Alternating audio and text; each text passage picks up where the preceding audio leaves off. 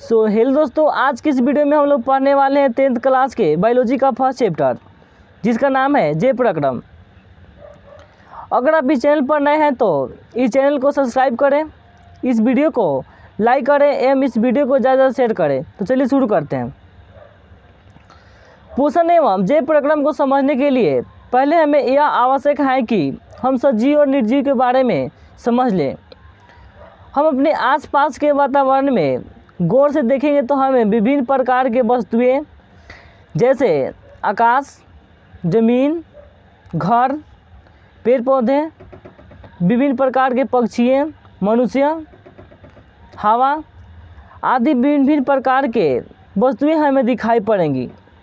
इनमें से कुछ ऐसे वस्तुएं जैसे मकान हो गया, पहाड़ हो गया, आकाश हो गया, पृथ्वी हो गया, ये सब वस्तुएं निर्जीव हैं तथा कुछ ऐसी वस्तुएं हैं जिनमें से पेड़ पौधा हो गया, मनुष्य हो गया, पक्षी हो गए एवं कीड़े मकोड़े जो सजीव हैं।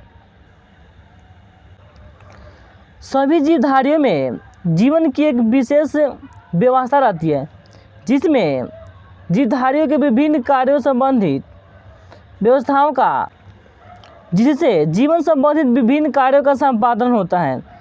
जीवों में होने वाले ये विभिन्न प्रकार के जैविक क्रियाओं से हमें पता चलता है कि ये जीव सजीव हैं।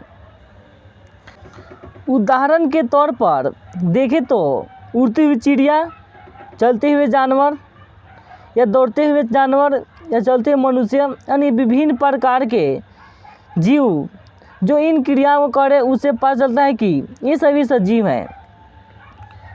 कभी कभी आप देखे होंगे कि पौधे भी समय के साथ साथ एक छोटे से बीज से बड़े वृक्ष के रूप में बदल जाते हैं, अर्थात कि इन पौधे में भी विभिन्न क्रियाओं होता है जिससे यह पता चलता है कि पौधे भी सजीव हैं। तो चलिए हम सजीव के बारे में अब जान लेते हैं, यानी सजीव की परिभाषा के बारे में जान लेते हैं।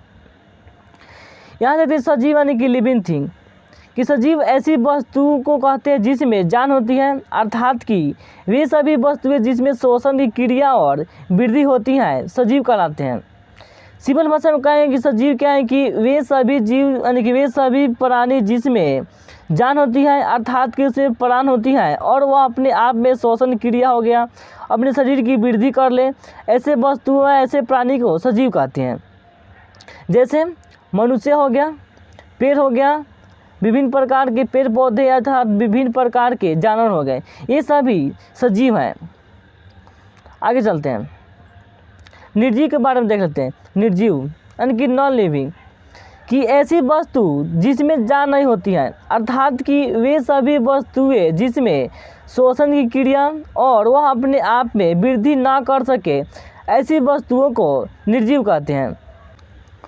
सिंपल भाषा में कहेंगे कि निर्जीव क्या है कि वे सभी प्राणी है, वे सभी वस्तुएं जिसमें विभिन्न प्रकार के जैविक क्रियाएं न हो उसे निर्जीव कहेंगे। जैसे टेबल हो गया, घर हो गया, बुर्ज खलीफा हो गया आदि विभिन्न प्रकार के पदार्थ, ये सभी निर्जीव पदार्थ कहलाएंगे। आगे चलते हैं, आगे देखते हैं पोषक तत्व यानी कि न्यूट्रिशन।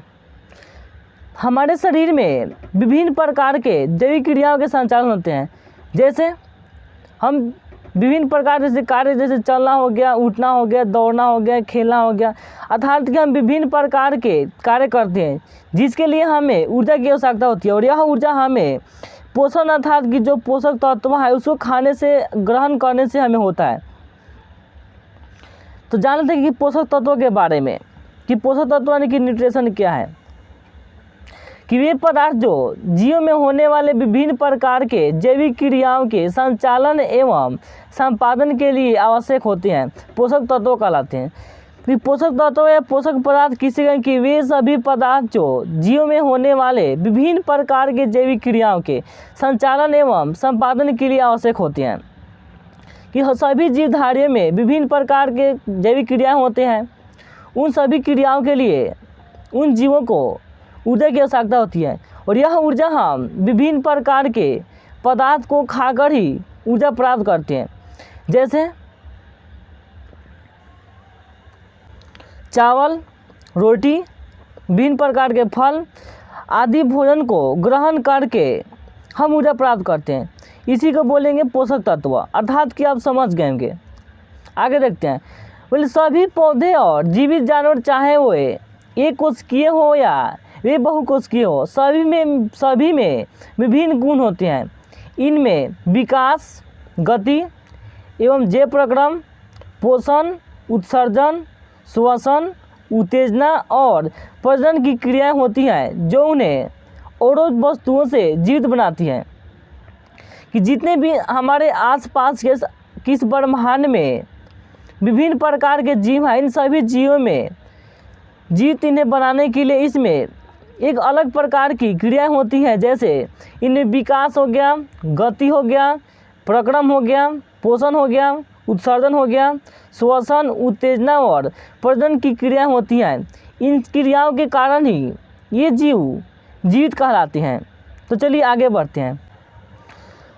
हम सजीव कुछ भी भोजन ग्रहण करते हैं तो हमें उससे विभिन्न प्रकार के पोषक तत्व प्राप्त होते हैं। जैसे कार्बोहाइड्रेट, वसा, प्रोटीन, खनिज लवण, जल, विटामिन, अर्थात कि हमें भिन्न भिन्न प्रकार के न्यूट्रिएंट्स प्राप्त होते हैं, जिसके बारे में हम कुछ जान लेते हैं।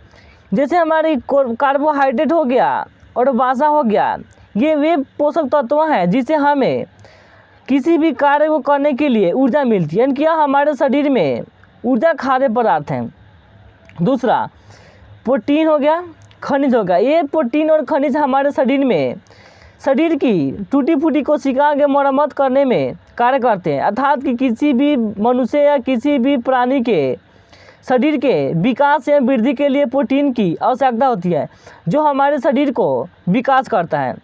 उसके अलावा देख लेते हैं विटामिन और खनिज। विटामिन हो गया, यह विटामिन हमारे शरीर में सुरक्षात्मक खाद्य पदार्थ की तरह कार्य करती हैं, अर्थात कि हमारे शरीर में विभिन्न प्रकार के रोगों हो गया, विभिन्न प्रकार की बीमारियों से बचाने की रक्षा करता है। कौन? तो विटामिन करता है।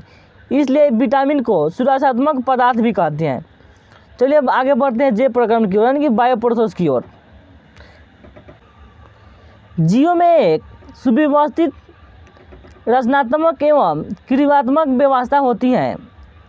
सभी सजीव या सभी जीवों में कोशिकाएं ही उसी क्रियात्मक एवं रचनात्मक इकाई होती है। कोशिका से ही इन कोशिकाओं के समूह से ऊतक, ऊतकों के समूह से अंग एवं अंगों के समूह से अंग तंत्र तथा विभिन्न अंग तंत्रों के संयोजन से एक जीव का निर्माण होता है। यह इन्हीं जीवों में संचालित होने वाले विभिन्न जैविक क्रियाएं इन्हीं अंग तंत्रों के द्वारा होती हैं। जो हम सोए भी रहते हैं तो यह विभिन्न प्रकार के क्रियाएं करती रहती हैं। तो चलिए, आई होप कि आप लोग समझ गए होंगे। तो देख लेते हैं जैव प्रक्रम की परिभाषा की ओर। देखते हैं जैव प्रक्रम यानी कि बायो प्रोसेस कि सजीवों में होने वाली वे सभी जैविक क्रियाएं जो शरीर को टूट फूट से बचाती हैं और सम्मिलित रूप से अनुरक्षण का, अर्थात कि सम्मिलित रूप से हमारे शरीर में विभिन्न प्रकार के मेंटेनेंस का कार्य करती हैं, जैव प्रक्रम कहलाती हैं।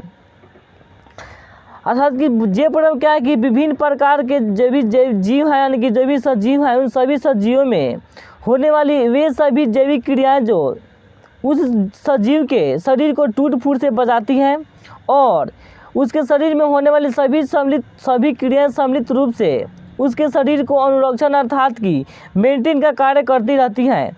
इन सभी क्रियाओं के समूह को जैव प्रक्रम कहेंगे, अर्थात कि यह सभी क्रियाएं जैव प्रक्रम कहलाती हैं। आगे चलते हैं, देखते हैं कि जो हमारे सजीव हैं, रुकते एक मिनट। सभी सजीवों को जीवित रहने के लिए और विभिन्न कार्य को करने के लिए ऊर्जा की आवश्यकता होती है। यह ऊर्जा जीवों को पोषण के प्रक्रम से प्राप्त होता रहता है।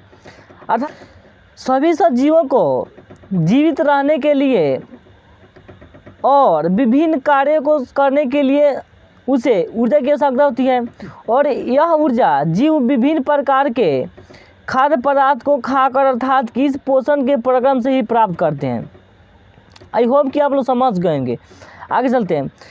जो भी हमारे आसपास के सजीव हैं, यह विभिन्न प्रकार के जटिल पोषक पदार्थों को ग्रहण करते हैं। जिससे ऊर्जा प्राप्ति करने के लिए हमारे शरीर में विभिन्न प्रकार के जैविक क्रियाएं होती रहती हैं। और इस भोजन पदार्थ को सरलीकरण करने के लिए हमारे शरीर में उपापचयी एवं अपचयी क्रियाएं होती रहती है, जिसे सम्मिलित रूप से उपापचयी क्रिया कहते हैं। अर्थात कि हमारे शरीर में विभिन्न प्रकार के जो जटिल पोषक पदार्थ हैं, इन जटिल पोषक पदार्थों को छोटे छोटे रूप में तोड़कर हमारे शरीर की कोशिकाओं तक पहुंचाने के लिए जो हमारे शरीर में ये क्रियाएं होती है, उस क्रिया को बोलते हैं बाबू की उपापचयी क्रियाएं। तो देख लेते हैं परिभाषा के अनुसार।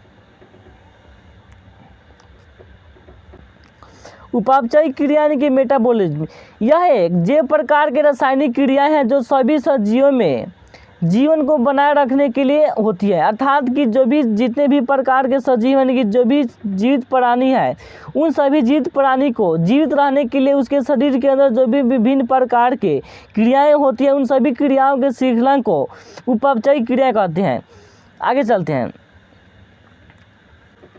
यह प्रक्रिया जीवों को बढ़ने और प्रजनन करने, अपनी रचना को बनाए रखने और उनको पर्यावरण के प्रति सजग रहने में मदद करती है। अर्थात कि जो उपापचयी क्रिया है, यह प्रक्रिया सभी सजीव को बढ़ने, प्रजनन करने, उसकी अपनी जो संरचना है उसको स्थायित्व बनाए रखने और उनको पर्यावरण के प्रति सजग रहने में मदद करती हैं। साधारणतः यह उपापचयी क्रिया दो भागों में विभक्त होती है। एक उपचयन यानी कि एनाबोलिज्म, दूसरा अपचयन यानी कि कैटाबोलिज्म।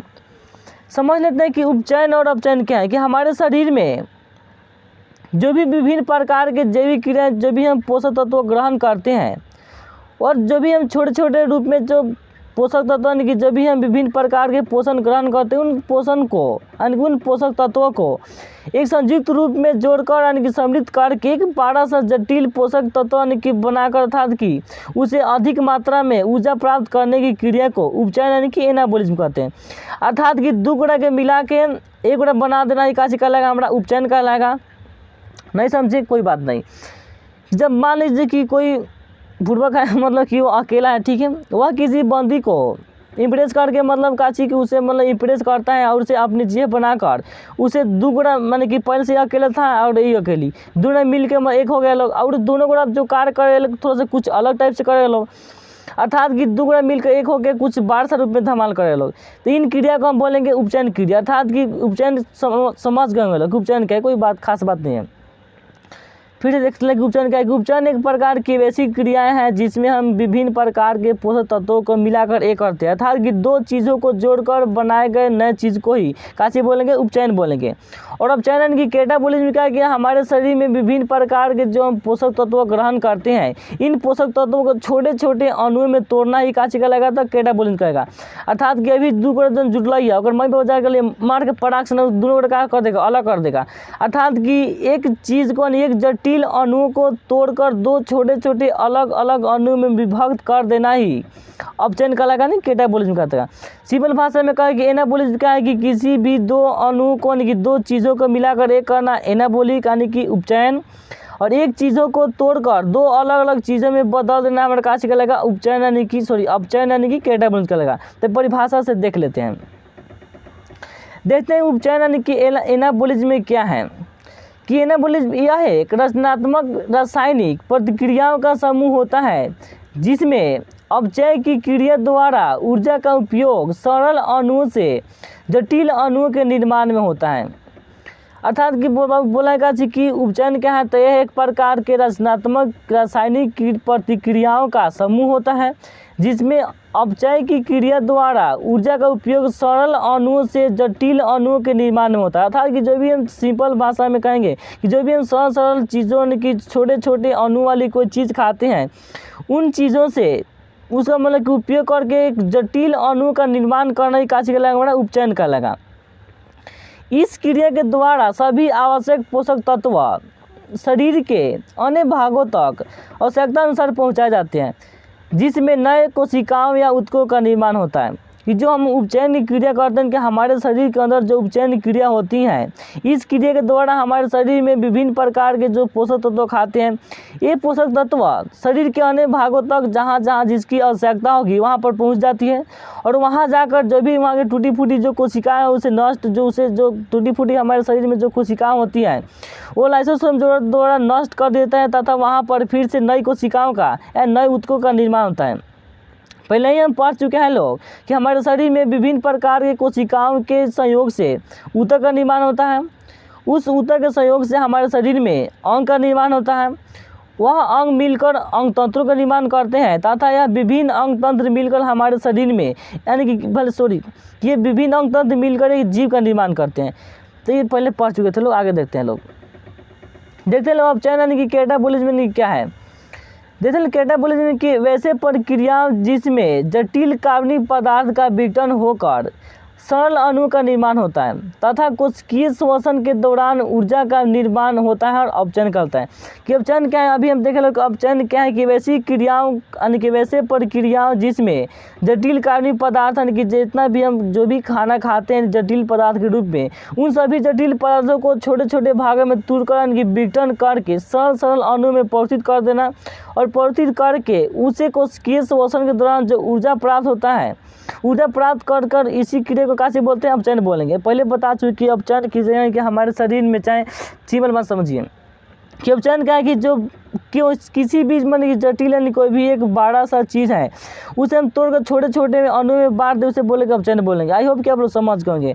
आगे चलते हैं,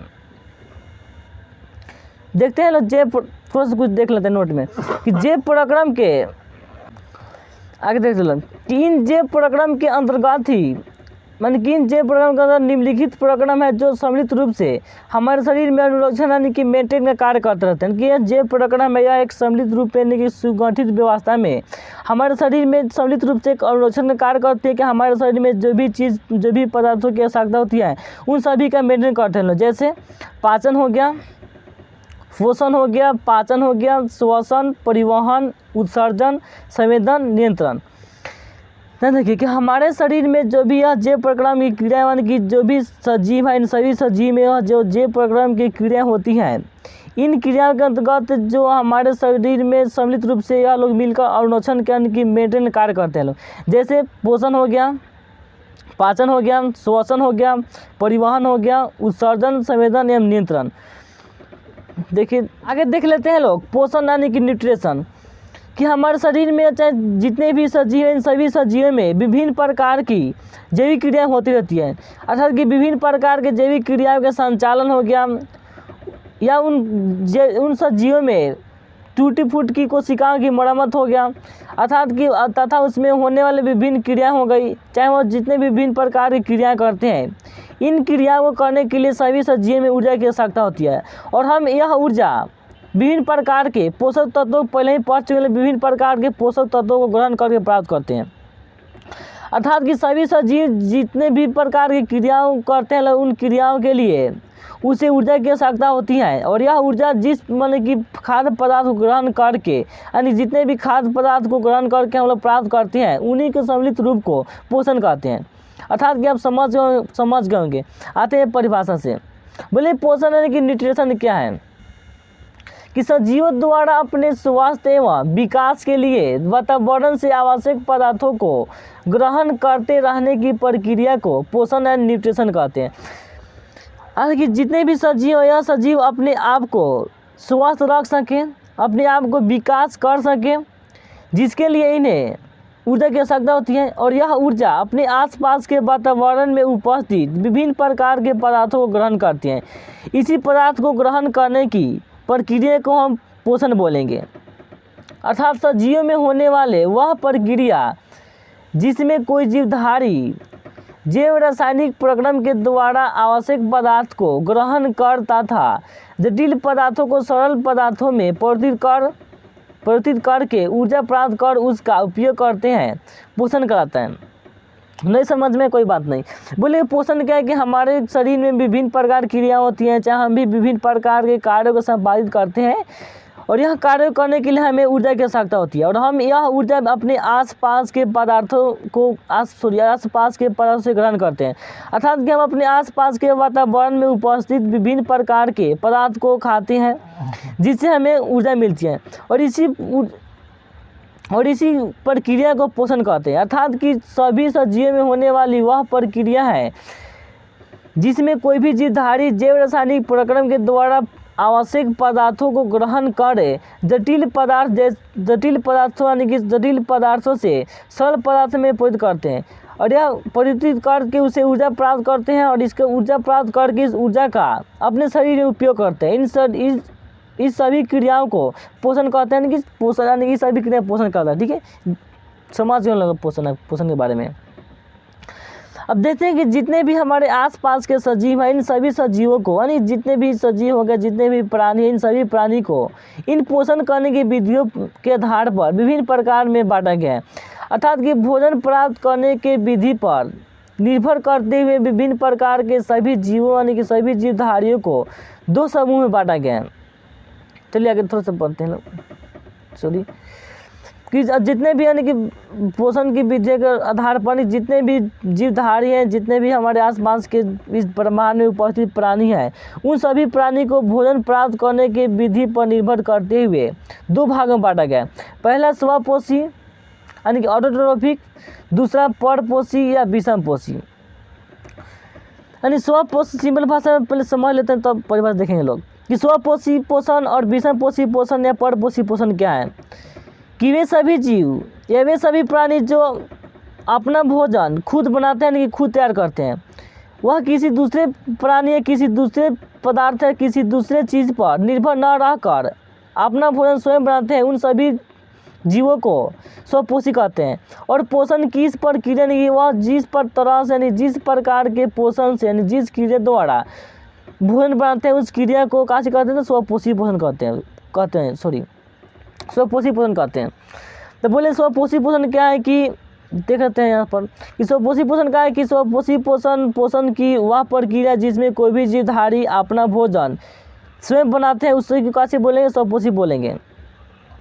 देखते हैं स्वपोषी के बारे में थोड़ा जान लेते हैं कि स्वपोषी पोषण यानी कि ऑटोट्रोफिक न्यूट्रिशन क्या है कि इसमें जो ऑटोट्रोफिक शब्द है इस शब्द की उत्पत्ति दो ग्रीक शब्द ऑटो और ट्रॉप के मेल से हुई है, जिसमें ऑटो शब्द का अर्थ स्व या स्वतः तथा ट्रॉप शब्द का अर्थ पोषण होता है, अर्थात कि जो हमारे यहाँ ऑटोट्रोफिक शब्द यानी कि पोषण है यानी स्वपोषी पोषण है, इसमें जो ऑटोट्रोफिक है यह दो ग्रीक शब्द ऑटो और ट्रॉप के मेल से बना है, जिसमें ऑटो शब्द का अर्थ स्व या स्वतः होता है तथा ट्रॉप शब्द का अर्थ पोषण होता है, अर्थात कि पोषण का वह तरीका जिसमें जीव अपने आसपास के वातावरण में उपस्थित सरल अजैव पदार्थ जैसे कार्बन डाइऑक्साइड, जल हो गया, सूर्य हो गया, इन सब से यानी सूर्य के प्रकाश से अपना भोजन स्वयं बनाते हैं।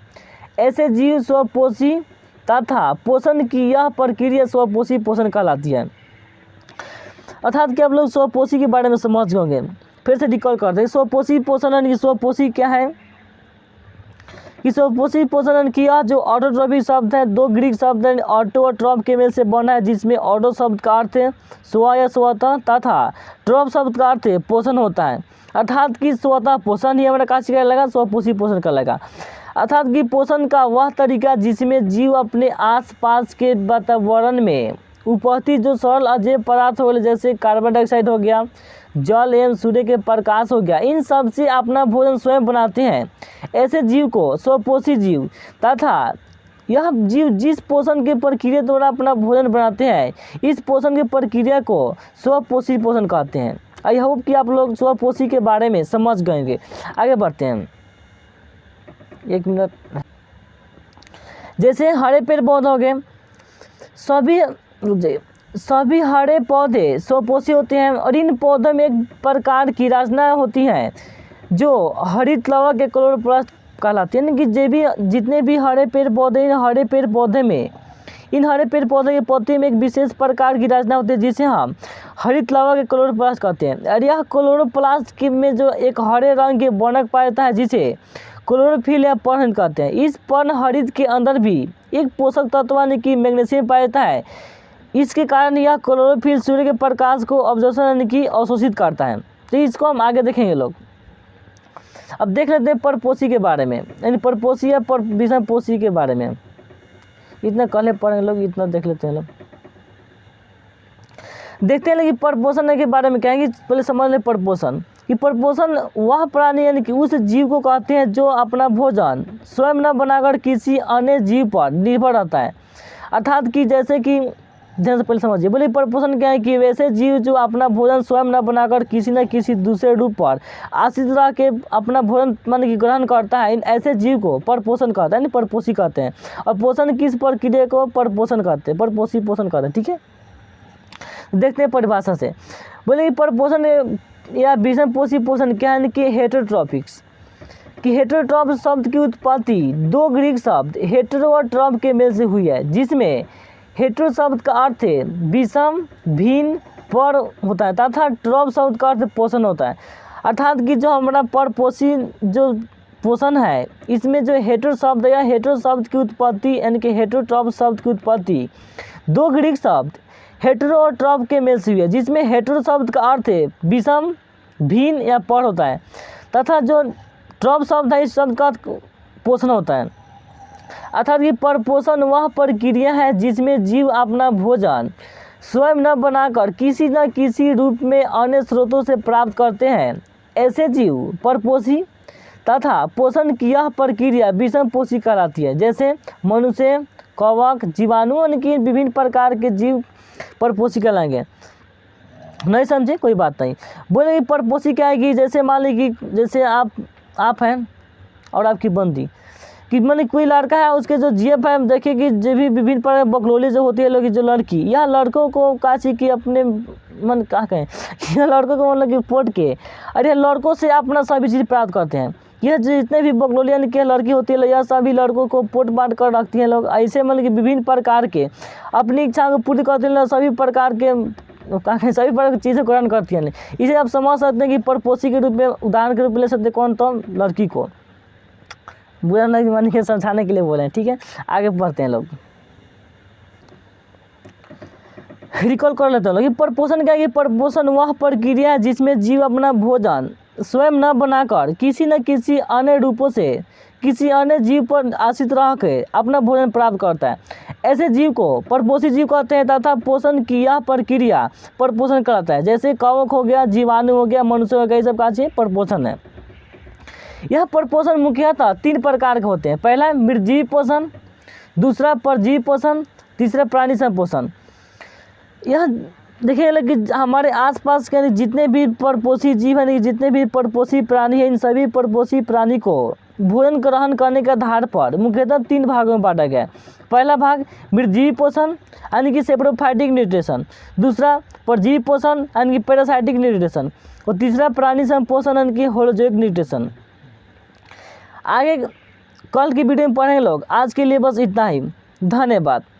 अगर आप अभी तक इस चैनल को सब्सक्राइब नहीं किए तो चैनल को सब्सक्राइब करें, इस वीडियो को लाइक करें और इस वीडियो को ज़्यादा से ज़्यादा शेयर करें। आई होप कि आप लोग को यह वीडियो अच्छा लगा होगा। ज़्यादा कमेंट भी जरूर करके जाएं कि आपको यह वीडियो कैसा लगा। जय हिंद।